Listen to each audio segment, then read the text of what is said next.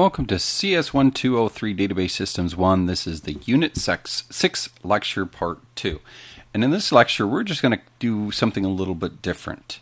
We're going to try to cover just some basics around the syntax of create, alter, and drop statements.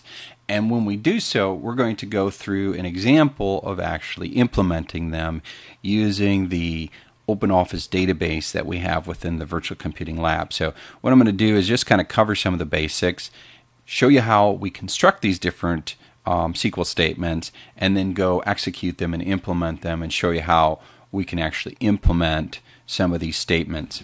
Now, the problem we're going to run into is that there's almost an infinite variety of ways that we can produce a create, alter, and or drop statement.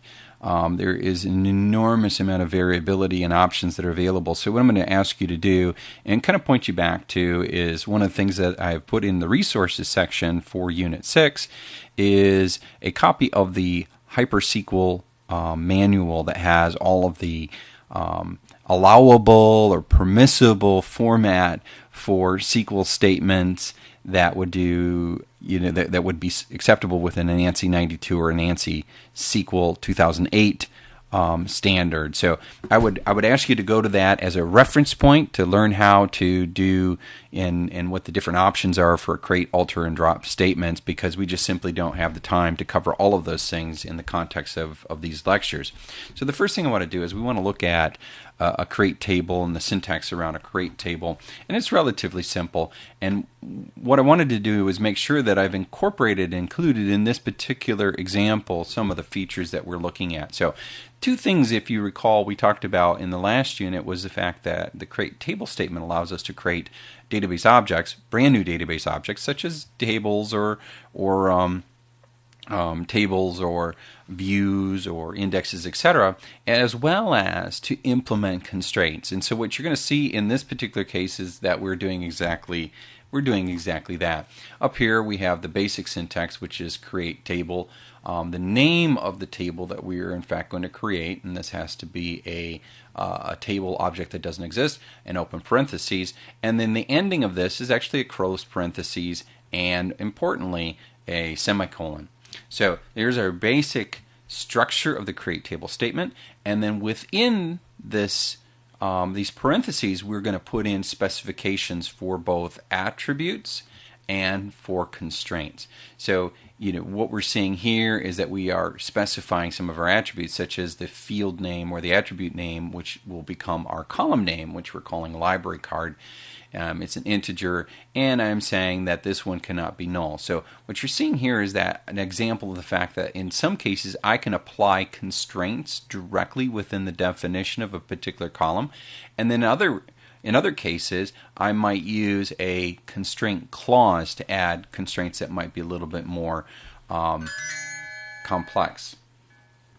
So in this particular case we have a constraint that we're creating, which is, and we're giving it a name. So when I use this constraint clause, what's interesting about this is that I have to name the constraint. So what you see here, bookended underscore unique, is in fact just a name that I'm giving to this particular constraint. And in this particular case, the constraint that I'm creating is a unique constraint. And essentially what we're doing here is we're saying our primary key is comprised for the bookended table is comprised of the ISBN number, the sequence number, library card, and the checkout date.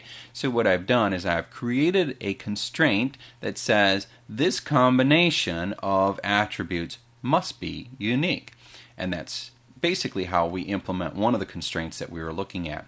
Another one that you can see here, I'm specifying a primary key constraint.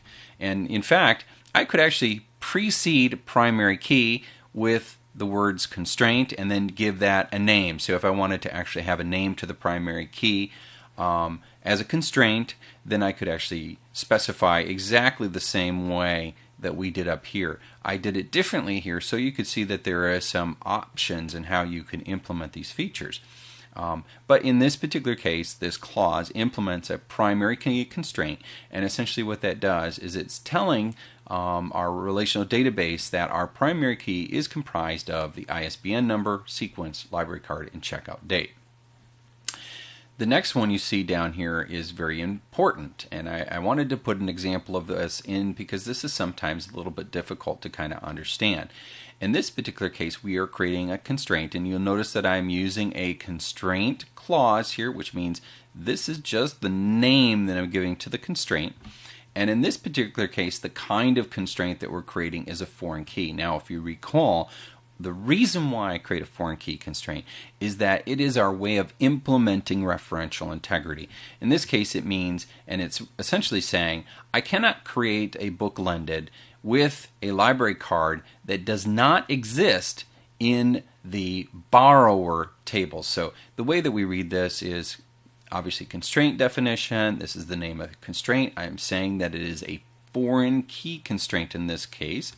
That foreign key constraint is going to be keyed off from the attribute in my table up here that is called library card. So essentially, this value here is pointing all the way back up here and saying, this is my foreign key within the table, book-lended. So within book-lended, I have a foreign key called library card, and that foreign key library card here references the borrower table and the column name or attribute within the borrower table called library card.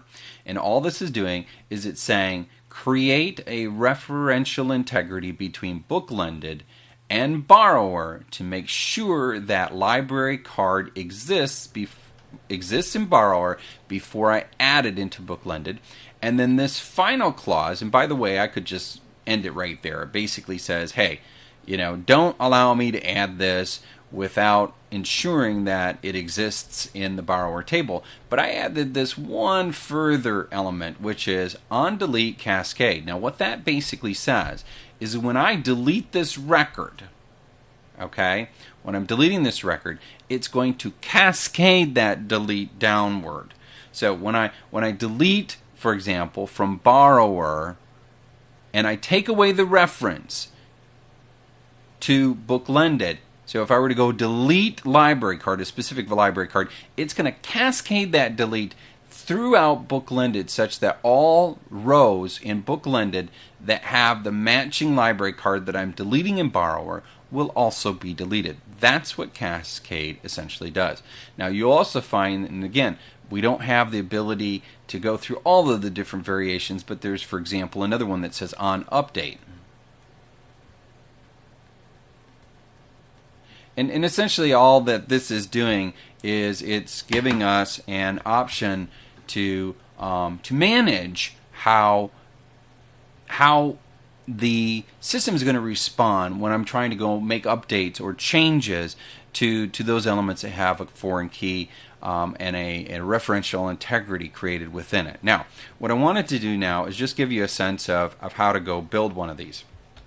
So in this case, is we're going to go flip over here to our MySQL database, or actually my OpenOffice database, and I'm going to click on Tools. I'm going to open up the SQL dialog box, and then I'm just going to kind of put in my command. And what you see here is that we are creating we're putting in our create table. Just as we looked at it, we have our constraints, etc. And then I can just simply go out there and execute it. And you notice here that my result is the command is executed successfully. And when I go back here and refresh my tables, you'll see that I now have created my book-lended. And I've created my book-lended with referential integrity to book copy, borrower, etc. Now, let's look at another statement. In this case, we're going to look at the alter statement. And again, we can't look at the variability of all the different kinds of things we can do with alter. We're just going to try to focus on the basic structure and then some of the thing in a specific example here. And in this particular case, the example we're looking at is that we're altering that book-lended table that we just created. And instead, we can do two things generally here, is that we can adjust or impact an attribute or a column, or I can impact a constraint. In this particular case, I'm impacting a constraint. I'm adding a new constraint into the book-lended table. I could also add a new attribute or column into the book-lended table. So I can impact the structure and I can impact the constraints of a table using this alter table statement. So basic statement is alter table, the name of the table that I'm going to impact. And by the way, I can not only just alter tables, I might have other objects that I would want to use the alter statement on. So I could use alter index or alter a view. Anything that's a database object I can alter using the alter statement. In this case, we're going to alter a table. So we're going to alter table. The name of the table is Booklended. And I'm going to add a constraint. So add constraint. Much like we saw before, I'm giving this particular constraint a name. I'm specifying that as a foreign key constraint. It's keyed off from the librarian ID, which is a column within Booklended, a column within the Booklended table. And then I'm saying that it references the librarian table and the column within librarian table, which is librarian ID. And again, we're using the onDelete cascade, meaning that if I were to go delete this librarian ID from the librarian table, it's going to cascade that delete. It's going to go into the Booklended table and make sure that that delete has been executed there as well, so that when I delete the librarian, all references within Booklended of the librarian are changed as well. And one other thing, and you recall our discussion around data redundancy. And I'm having a hard time doing this properly. But remember, one of the things we talked about with data redundancy is the fact that, the challenge is that we have to figure out a way to go in and make sure that when I change data one place, that data has been changed everywhere. And that's one of the things that we can use these constraints to ensure, is that whenever I delete a piece of information, all of the things that reference it or point to it or are identified by the same identifier are also deleted. And I can do something similar with updates. So for example, if I were to change some information related to librarian, I could go in and effect a change across the database using this referential integrity feature, so that that change gets propagated to any and all tables that it is used within. So as we did with the previous example, we're just going to kind of flip real quickly over and grab this particular statement and go and execute it within our database. So we're going to bring up our SQL tool again. We're going to put our statement in there. We're going to execute the statement, and then you can see that it's executed successfully, and we've been able to add a constraint into the Booklended table. So when I go in and look at my Booklended table, I now have multiple constraints that are in there.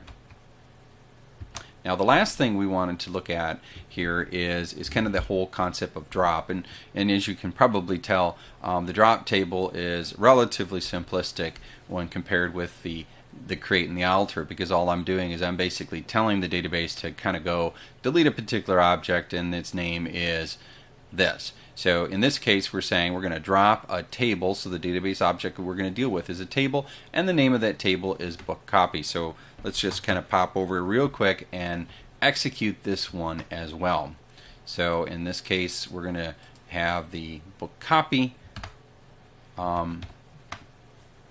executed to drop that, and same basic way, we're going to put the SQL command in here to execute it. One thing I would like to point out to you is that you'll notice that every SQL statement is ended with a semicolon. So it basically is telling the SQL interpreter that this is the end of the command that I'm giving you, and I'm signaling the end of the command by using a semicolon.